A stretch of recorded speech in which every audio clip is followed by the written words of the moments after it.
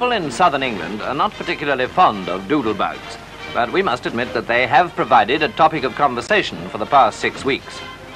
I was lucky to get away with it by a few yards when that one fell in, no, all right, I'll spare you my bomb story. In the final months of the Second World War, British newsreel commentators tried to boost morale in what was a new and psychologically terrifying age of warfare. But what I want to point out to you in these pictures is that the damage is being repaired, and that many people are helping in the work, including pilots and air crews. And as any Irk will tell you, there are no limits to nobility of character in the RAF. Yes, we've talked about the flying bomb until we're sick and tired of the name. 50 years ago, London was under attack from the most terrifying weapons of the war. These were Hitler's vengeance weapons. The V-1s and V-2s, launched in retaliation for Allied bombing raids on German cities. Nobody knew how Germany had come to have such a technological lead. Unknown to the Allies, each stage of V-1 and V-2 development had been secretly filmed by the project leaders in Germany. This film has now been found hidden in the Nazi archives and is shown here on television for the first time.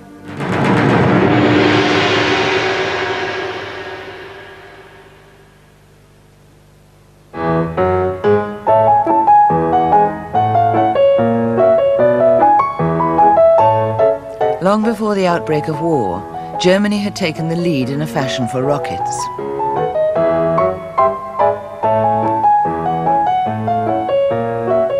Amateur rocket associations built models using makeshift materials. Playing with rockets became a popular weekend pastime.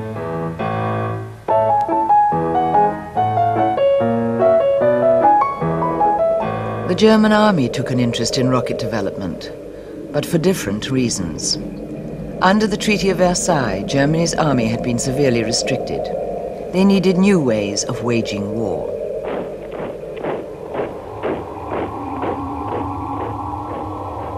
With the Nazi accession to power, rocket development took an ominous turn. All amateur associations were suppressed. The army, now generously financed, imposed discipline and total secrecy. Captain Walter Dornberger, here on the left, was put in charge of the program.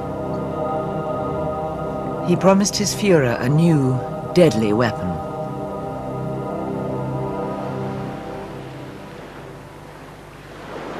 An isolated island just off the Baltic coast, Usedom, was the secret location chosen as the project site. In the summer of 1936, work began. The island, 70 miles from the nearest city and looking on 300 miles of open water, which was to become the firing range, contained a single village. Its name was Peenemünde. The transformation of this unspoiled island was pressed ahead to a tight schedule.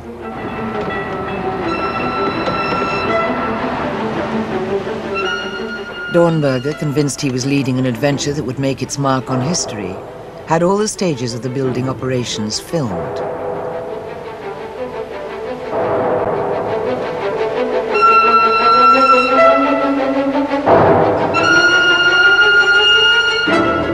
By the autumn of 1938, most buildings were complete. They were centered around two great research centers, one financed by the Army and one by the Air Force. To keep outside contacts to a minimum, the aim was that they should be self-sufficient. Dozens of laboratories were equipped with the most sophisticated machines. They included a liquid oxygen factory, test beds, an experimental factory for prototypes, and launching pads.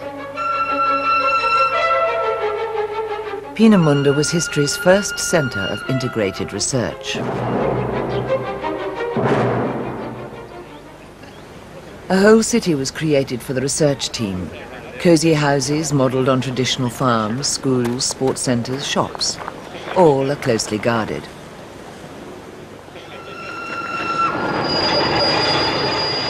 Shortly before Christmas 1938, 2,000 engineers, technicians and their families were drafted into Peenemünde.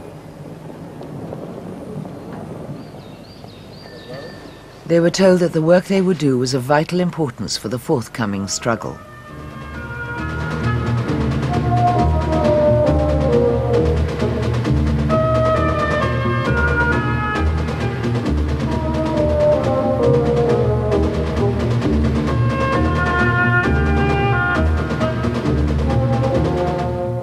Dornberger's overriding interest was to develop a giant long-range rocket. It was given the code name A4. Werner von Braun, the technical director of the project, drafted its specifications. The rocket would need an engine 5 times more powerful than anything built so far. It would use a new type of fuel, a mixture of liquid oxygen and alcohol. It needed a reliable guidance system for an engine propelled at several thousand miles per hour. Von Braun and his young team, most under 25 years old, started by developing a prototype, the A5. Scale models of the A5 were tested for aerodynamics. Although the A5 was a purely experimental model, not an operational weapon, every component had to be specially designed.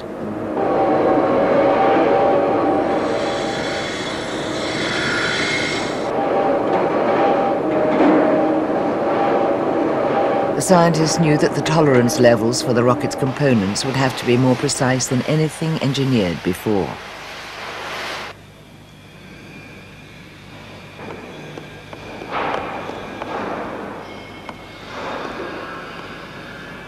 The guidance system presented a problem.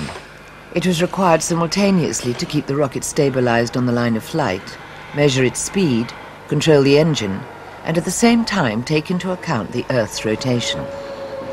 After a great deal of trial and error, the technicians created an elaborate mechanism to keep the rocket on its course through self-correction.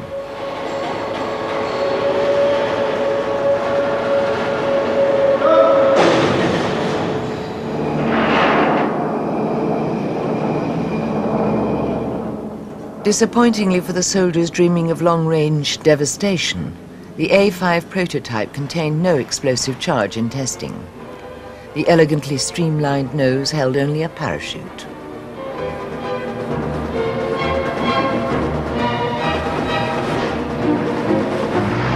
By 1939, the A5 was ready for testing from a launch pad on Moy Island, 5 miles from Eusden. The larger launch pads on the main island were not yet finished. The rocket was carefully crated up to protect it from wind-blown sand, which was recognized as a danger to its components.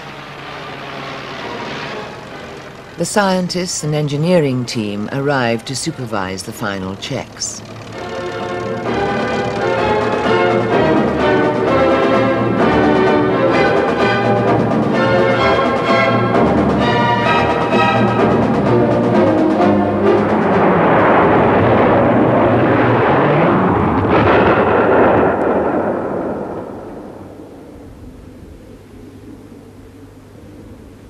The first test of the small rocket was a success. It reached a height of 8 miles before being parachuted down into the Baltic, from which it was retrieved and carefully examined.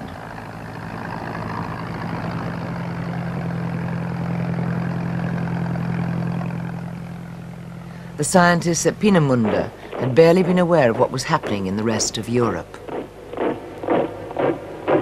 In September 1939, Germany invaded Poland. Sweeping German victories followed in the summer of 1940 as conventionally armed troops marched west through Europe. The war, Hitler told his ministers, was almost won. But then came Germany's first defeat. The Luftwaffe's attempt to establish air superiority failed at the Battle of Britain. There could be no invasion. Strategic bombing of Germany and the systematic destruction of its cities now began in earnest.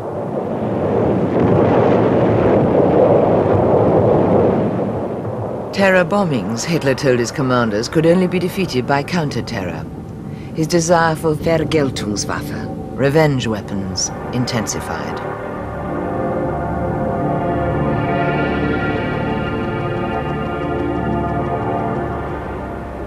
Hitler knew that the Army's pet project, the A4 rocket, was still a long way from being operational. But the Luftwaffe, out of favor with Hitler since his defeat in the Battle of Britain, had found a candidate of its own. The pilotless plane, or flying bomb. It was small about half the size of a British Spitfire, and fast, up to 400 miles an hour. It was able to carry nearly a ton of high explosive, almost half its overall weight. The machine's greatest novelty lay in its engine, a pulse jet, which drove it forward by a series of explosions in a combustion chamber. These produced its distinctive sound, audible for miles around.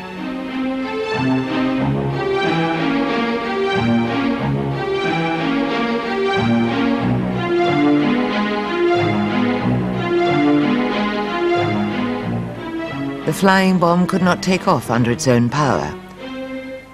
It was attached to a separately powered catapult. Fuel was injected into the catapult and ignited by an electric spark. The expanding gases drove the catapult up the ramp. This accelerated the bomb to its takeoff speed. After it left the end of the ramp, the catapult dropped away and the bomb's own engine took over.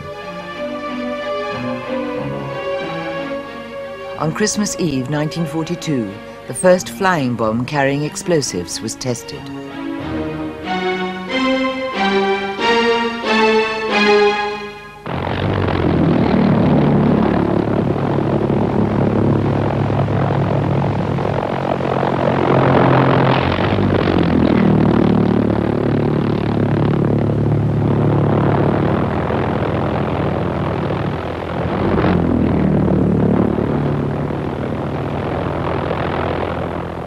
When the missile reached its target, having traveled a preset distance, a simple device in the nose cut off the fuel with a final rattle.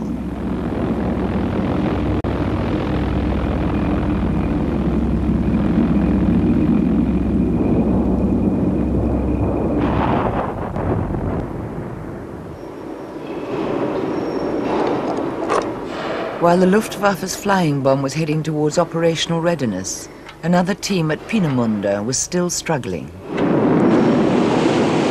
This rocket was to be the most elaborate means of delivering an explosive charge yet devised.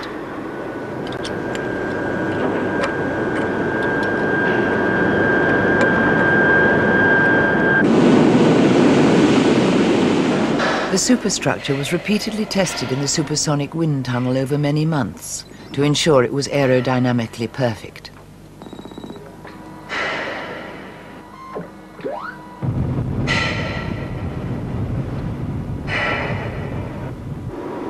The case concealed a jigsaw of 22,000 separate components.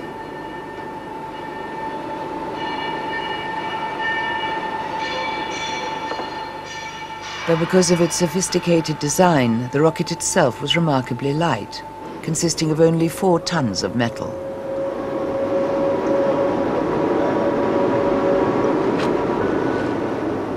A totally new type of fuel, liquid oxygen and alcohol, was to drive the engine. Technicians were assembling a rocket far taller than any yet known. It stood at around 46 feet.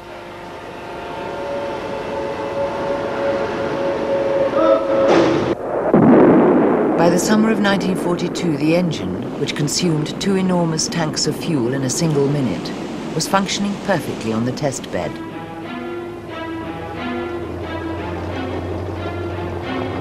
The guidance system was a technological breakthrough based on the still novel science of electronics. After 2 unsuccessful launches, tension at Peenemünde reached a peak on the 3rd of October 1942. Another failure could mean the end of the research program.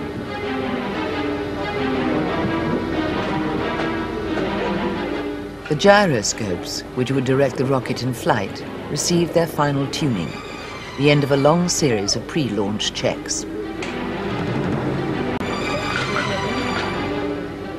Von Braun and Dornberger chatted with the engine's design team. They knew their reputations were at stake.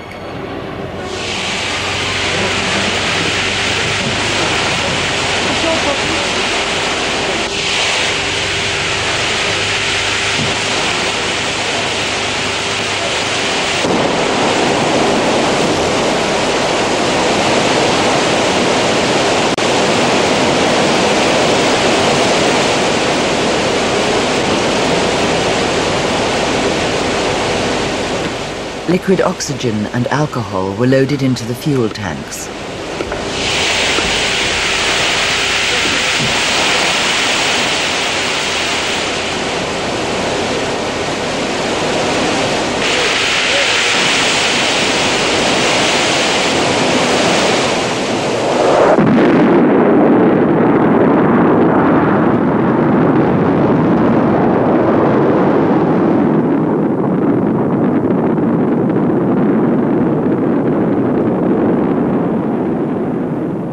One minute after takeoff, the 13 tons of the A4 reached a speed of almost 4,000 miles an hour.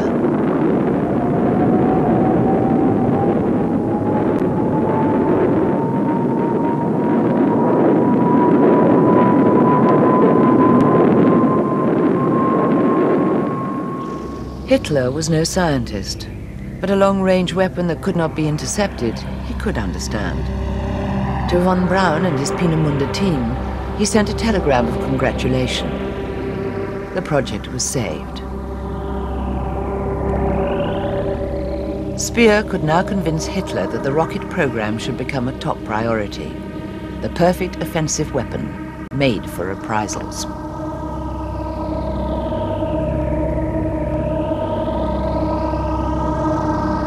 Heinrich Himmler, head of the SS, paid Peenemünde 2 visits in the spring and summer of 1943. He and other leading Nazis were eager to associate themselves with a project that had Hitler's personal backing.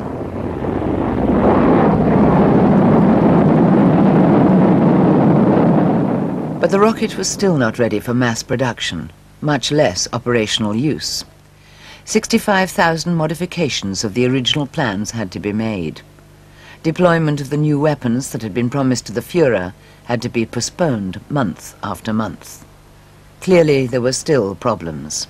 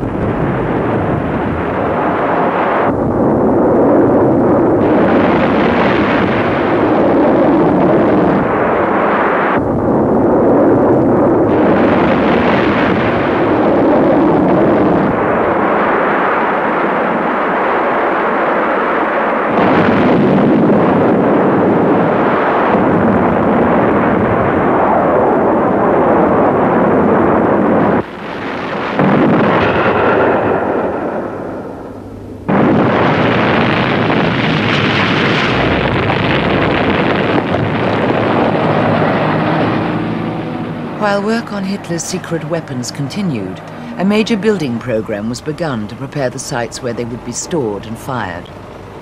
In deference to Hitler's grandiose architectural ideas, the initial plan was to house the rockets and flying bombs in giant concrete bunkers. Another 4 bunkers with 96 smaller firing sites were planned for the flying bomb. These bunkers, named by the Germans special constructions, were on a huge scale, with walls and roofs of reinforced concrete nearly 16 feet thick.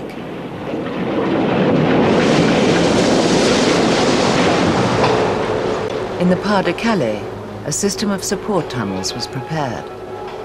On top of the tunnels was to be built a 60,000-ton concrete dome.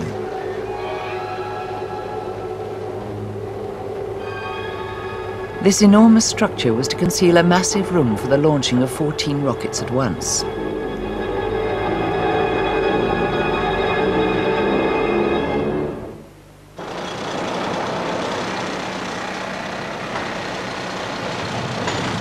The construction program involved a host of workers, including hundreds of professional builders and surveyors.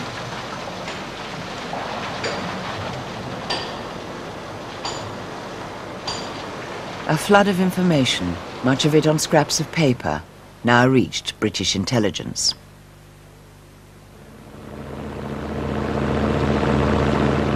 Every day, British reconnaissance aircraft flew above occupied Europe.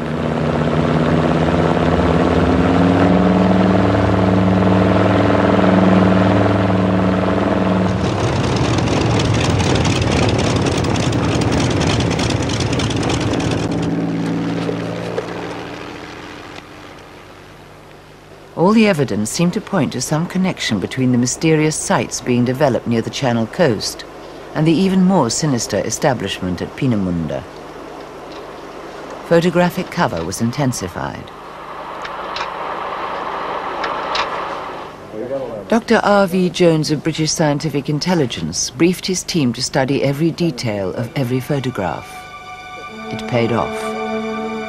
Photographic proof of rockets at Peenemünde.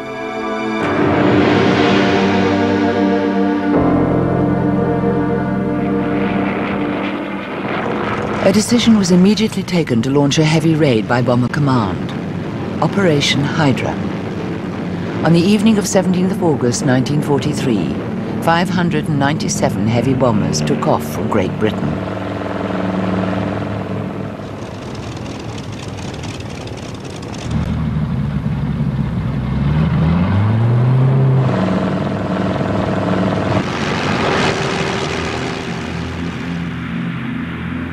Soon after midnight, Pathfinder crews marked the target with colored smoke.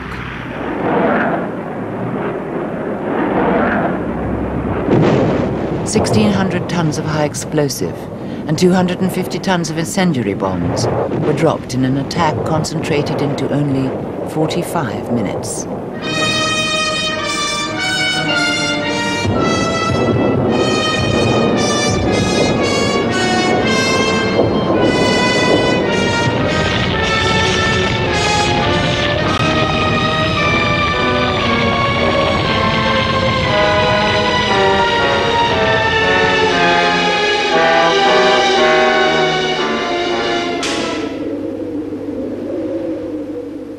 The immediate military significance of the destruction was less than had been hoped.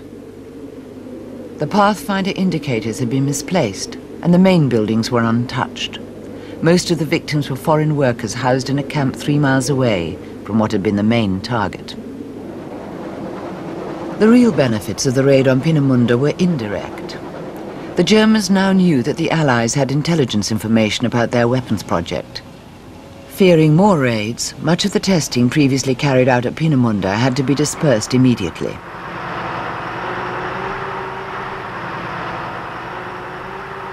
Rocket experiments were transferred to Blizna, a large SS camp in Poland.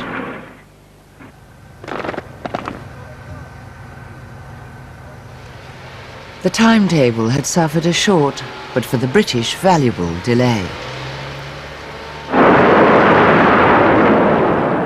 At Blizna, rockets were fitted with explosive warheads for the first time. Most of them blew up as they re-entered the atmosphere. The site was soon littered with wreckage. The tests were a disaster. But the pressure was on. An order for 12,000 rockets was placed by the Führer. With the war going badly for Germany, Hitler's hopes now rested on an untried weapon that had so far failed to work. Hitler now entrusted responsibility for mass production to Himmler's SS. The workforce must come from within the concentration camps. The prisoners were to dig 2 enormous tunnels linked by galleries, assembly lines for an underground factory. The factory was buried in the mountains at Nordhausen, central Germany. Working conditions were appalling. A few were able to record their experiences. The smoking mouth of a monstrous tunnel. The clamor rises as we get closer. 2 rows of SS surround the entrance, shouting so loud, hitting so madly that they look like demons. It is no doubt the gates of hell. In order to get through the bottleneck, the mass rushes forward, stretches out, bends, arms flailing everywhere. Truncheons hit heads, rain on the back and the shoulders. Cries of pain mix with those of anger. The tunnel charges into the mountain 9 meters wide, almost as high.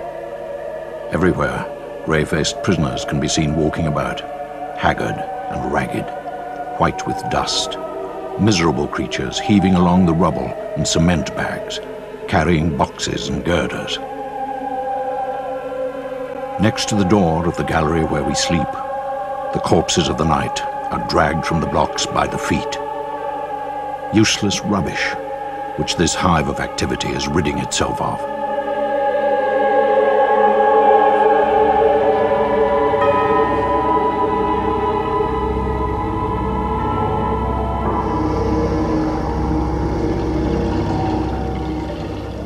The prisoners were soon moved to living quarters above ground.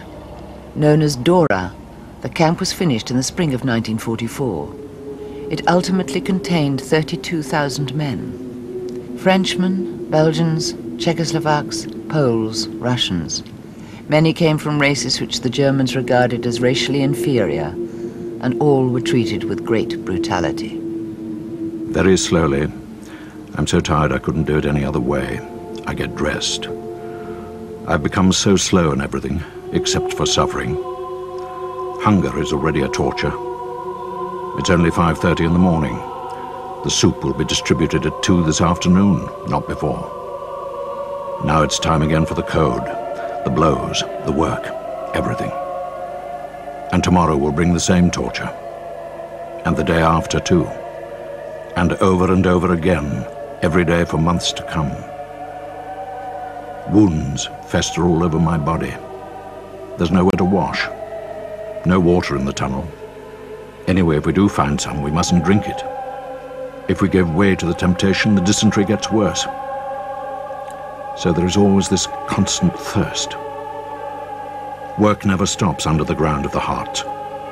Night and day, the underground world of Dora is busy with its horrid activity. Those whose work was not thought adequate, either through sabotage or even fatigue, were executed on the spot, or, more publicly, outside at the next roll call. All gagged, with a thick square stick across the mouth, tightened in the back by an iron thread. The metal bends and cuts the flesh. The eyes open wide. There is no cry, just astonishment.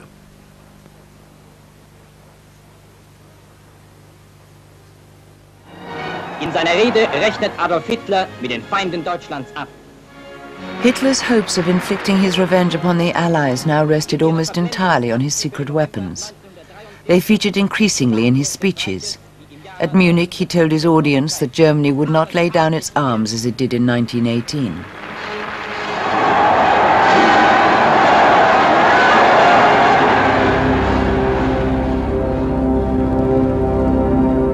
Joseph Goebbels, Hitler's propaganda minister, shared his master's rage. He increasingly referred to the law of retaliation in kind and hinted that miracle weapons were under development which would turn the tide of war in Germany's favor. The German threats were taken seriously in London. British intelligence now suspected that there were not one but 2 secret weapons under development in Germany, and they might be almost ready for use. As well as giant bunkers already located, scores of smaller launch sites resembling skis on their sides were identified. The number was increasing almost daily.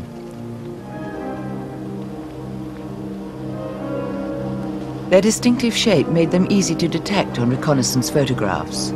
So too did their alignment. All were pointing towards London. The flying bomb. Churchill ordered Operation Crossbow. Its purpose? To destroy all suspect structures near the Channel coast. Day after day, the Allies attacked the giant bunkers and flying bomb bases.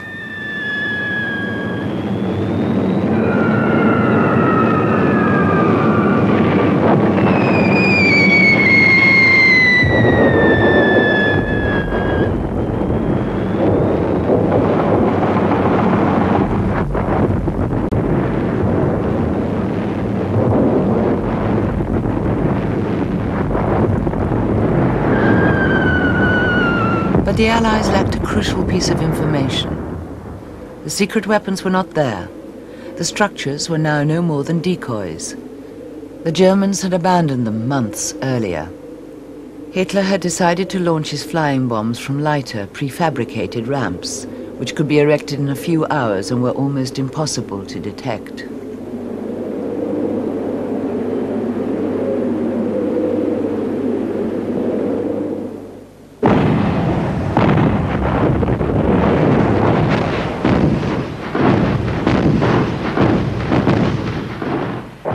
June 1944, D-Day. Still no fire from the famous secret weapons. Those who had always doubted the reality of the threat seemed vindicated. But they had rejoiced too soon. As the world anticipated Hitler's defeat in the wake of the Normandy landings, his army of 6,500 well-trained launch specialists were awaiting his command. After months of waiting, the time had come for Hitler's revenge.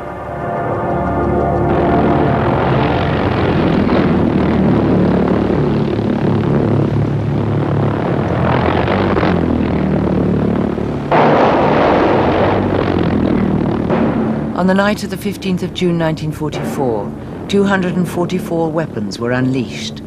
Destination, London.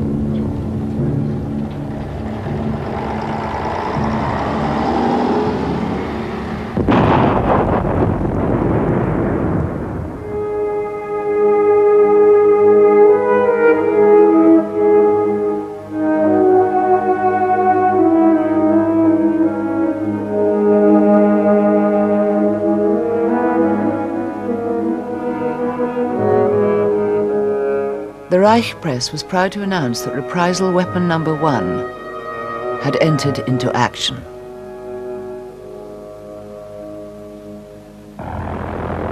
Although the official line in Britain was to discount its effects, the V1, or doodlebug, was a serious and growing menace.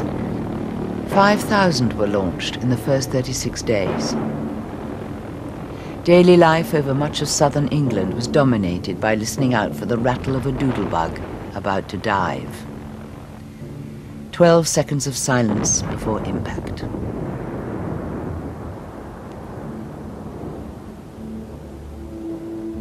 The V1 killed blindly, night and day.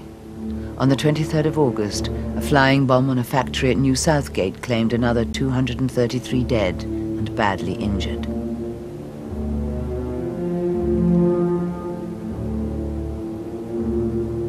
In early July, school children were evacuated. At least 500,000 people fled the city to seek shelter in the provinces. The Allies counterattacked with the best weapons they had. The tall boys, giant 5-ton bombs, used in an attempt to destroy every suspected storage depot. Hitler's depots and storage bases made poor targets, but there was no choice. They simply bombed as many as they could find.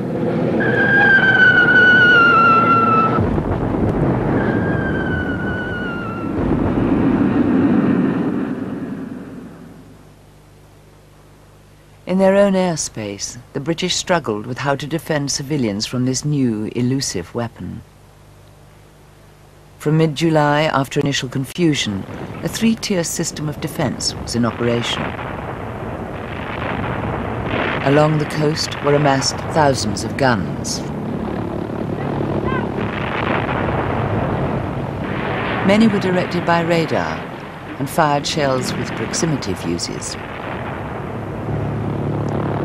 Despite flying on a fixed course, the V1, thanks to its small size and high speed, proved an elusive target. But the rate of kills rapidly improved.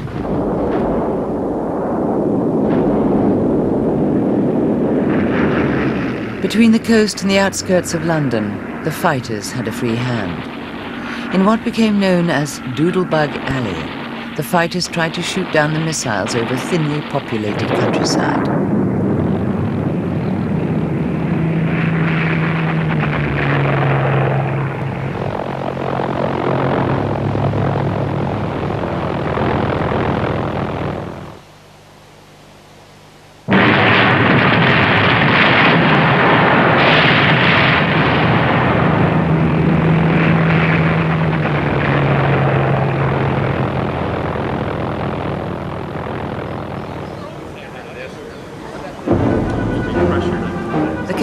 third and last line of defense.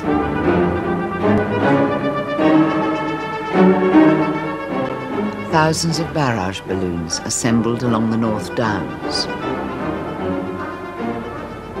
The cables formed a steel net in the sky, ready to ensnare bombs that had got through the artillery and the fighters.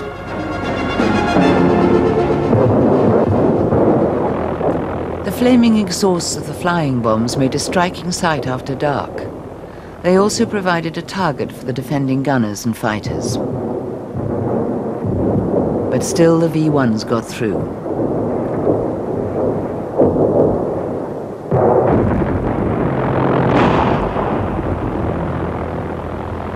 Throughout the summer of the doodlebugs, night and day, every activity, however harmless and peaceful, was liable to be interrupted by sudden death and injury.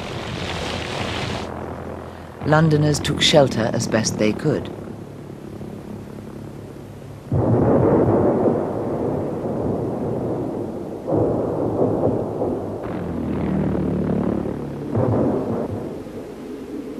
By the end of the summer, well over 2,000 doodlebugs had hit London, killing 6,000 people and destroying 32,000 homes. They had inflicted lesser damage on around 1 million families.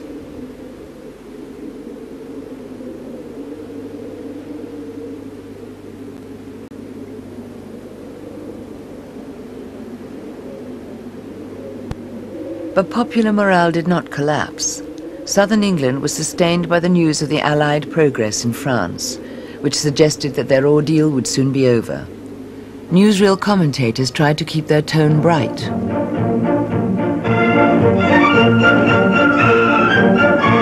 Here it is, or what remains of it. Called Doodlebug or Buzz Bomb, the pilotless plane with the explosive head is in fact the aerial torpedo. Used as it is by the enemy, it is completely blind, and as an indiscriminate weapon of terror, it represents just about the lowest level which the Germans have reached. While the Doodlebug continued to terrorize London, Goebbels basked in Germany's success. Damals nach den schweren Angriffen auf die Reichshauptstadt vom 21. und 22. November in einer am Sonntag darauffolgenden Jugendversammlung in Berlin erklärt, es wird die Stunde kommen, wo wir das den Engländern heimzahlen werden. Die englische Presse hat mich am anderen Tag auf das Massivste angegriffen und die höhnische Frage aufgeworfen, ob die neue Waffe, die ich dort angekündigt hätte, etwa im Propagandaministerium statt im Rüstungsministerium erfunden worden wäre.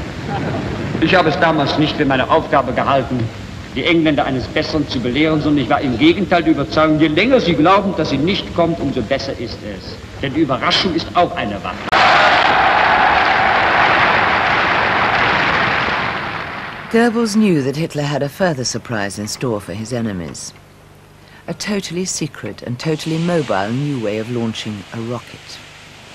Fuel tanks, a command vehicle, and a specially designed transporter, the Meilerwagen, which could raise the rocket into the firing position. Only a small flat area was needed to set up a firing platform. The rocket's range made sites in northern France unnecessary.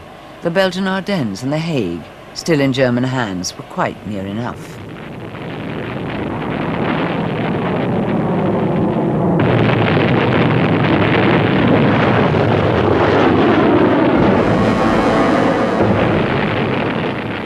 On the evening of the 8th of September 1944, the era of the missiles began. The first two V2 rockets to arrive in England landed in Chiswick in West London and Epping further to the northeast. Thereafter, the campaign built up steadily as General Kamler's men mastered their new trade, and it became clear that the British defences were powerless to stop them. A month later, Hitler gave the order to launch an offensive against Antwerp. The large Belgian port, through which most of the Allies' resources were distributed to the continent, was soon the target of a double V1 and V2 attack. It lasted for 3 months.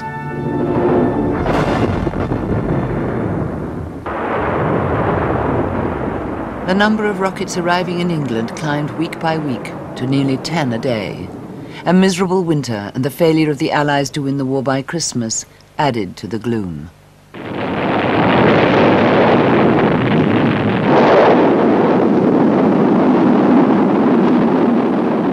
Once fired, the rocket, travelling at 3 times the speed of sound, was invulnerable. There was no warning.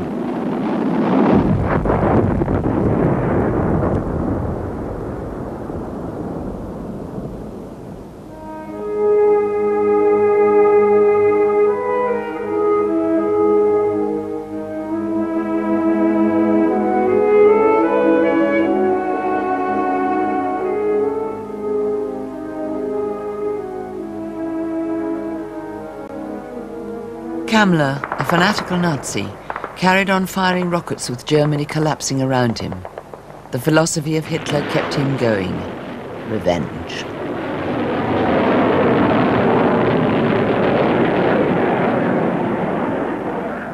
While Kammler was directing the last stand of the rocket units, Peenemünde had been evacuated. The home of the most sophisticated weapons in Europe was threatened by the advance of foot-slogging Russian infantry.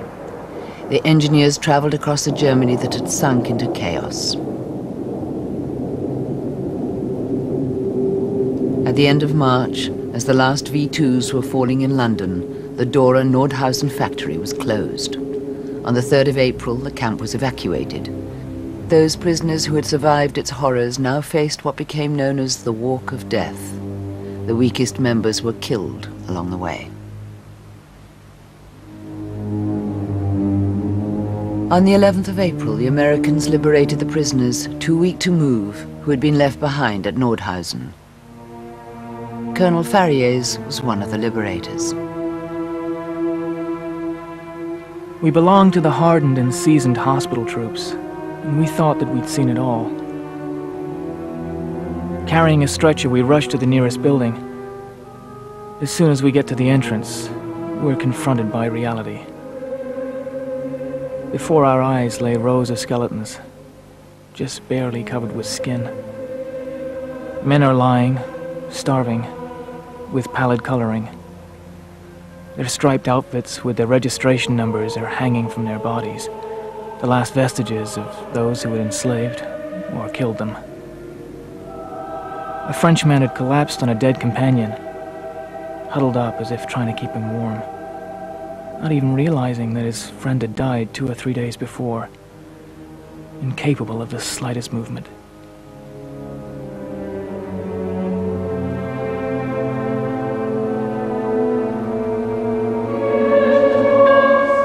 The remaining German inhabitants of Nordhausen were forced by the American soldiers to bury the dead in communal graves.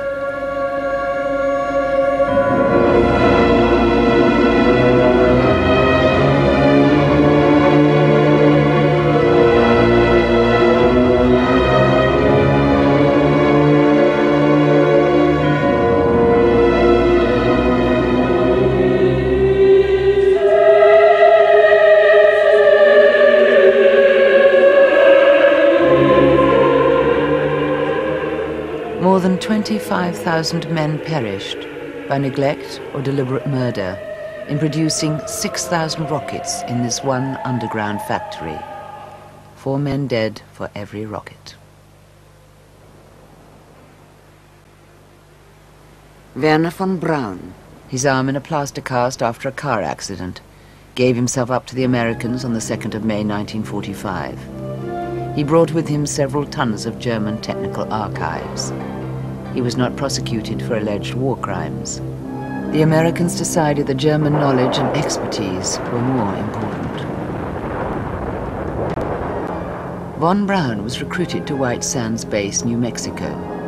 There his work culminated in the rocket which carried Neil Armstrong to the moon. Little consolation for the victims of Hitler's secret weapons.